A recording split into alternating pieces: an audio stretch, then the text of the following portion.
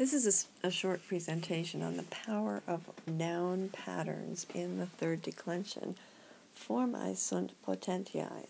Forms are power.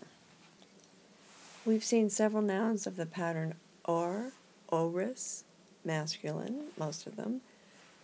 And so on our list we have amor amoris, masculine love, dolor doloris, masculine pain, soror sororis. Ooh, why is soror feminine? Timor timoris, masculine fear, actor actoris, masculine actor. We saw this in the video the other day, Forum Romanum. Do you remember that Roscius was the name of the famous actor from the time of Cicero? The suffix or, especially when it's added to a verb, as in the word actor, which comes from the verb ago, agere, agi, actum, means a person who. So an actor, a person who does, or a person who acts. Or that or ending can mean an abstract noun, like we see up here, love, pain, and fear. Another abstract noun pattern, tudo, tudinous, most of the time. Feminine, fortitudo, fortitudinous, from the adjective, which means brave. So fortitudo also gives us an English word like fortitude, but it's not the greatest translation. A really good translation is courage or bravery. Altitudo, altitudinous, height, from an adjective that means high, and pulchritudo, pulchritudinous, beauty, from the adjective pulcher, pulchra, pulchrum, which means beautiful or handsome. We have several nouns that end in the letter X. X is actually a combination. It's a double consonant.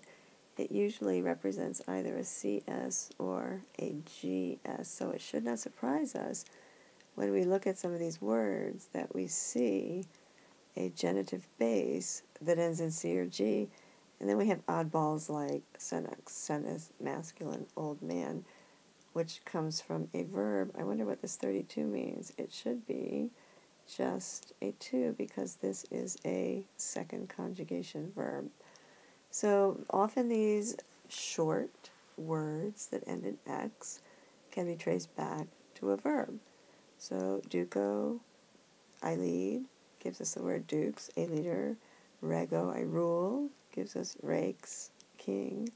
And there is a verb paco, pacare, meaning I subdue or I make peaceful.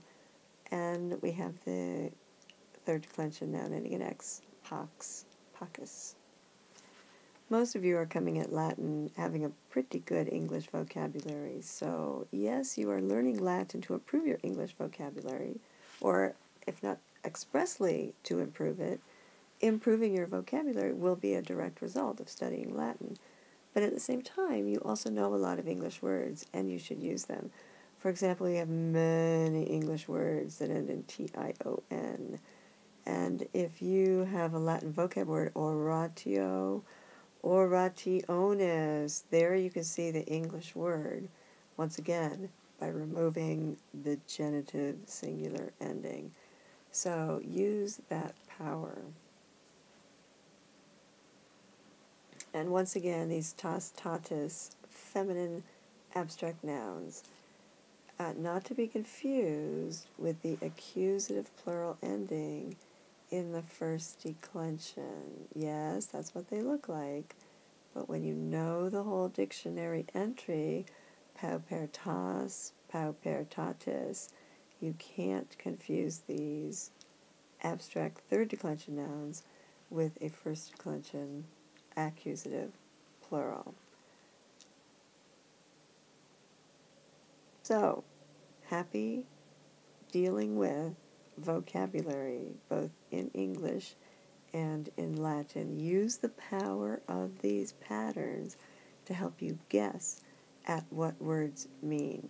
I think the hardest one on this page right here, pauper tas, the adjective pauper, pauperis, is a third declension adjective in Latin, and it means poor. And And actually in the nominative singular, a pauper in English, unchanged from the Latin, is a poor person. This word came to us in English through the French, where the actual French word is pauvre. So you can see there's a spelling change beginning here, and then ultimately that turned into our English word poverty. Very often these TASs, TASs turn into TY. A verity is a truth.